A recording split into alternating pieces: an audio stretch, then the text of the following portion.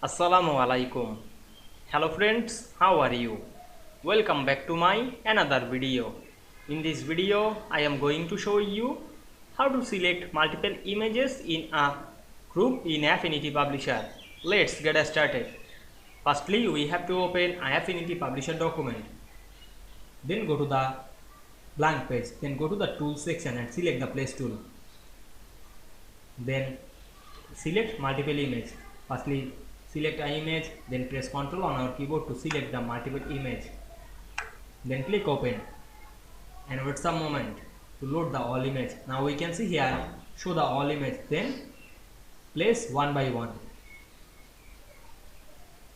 Now we can see we insert multiple image. Now we want to make the all image at a group. Firstly, select the all image, go to the window menu and enable the layer section. We can see already here enable this. Then go to this layer section and select the first image, then press shift on our keyboard and select the last image, and we can see here select the all image. You can align this all image, select the alignment drop down menu, and now I align center. Then click right button on our mouse and find the group option.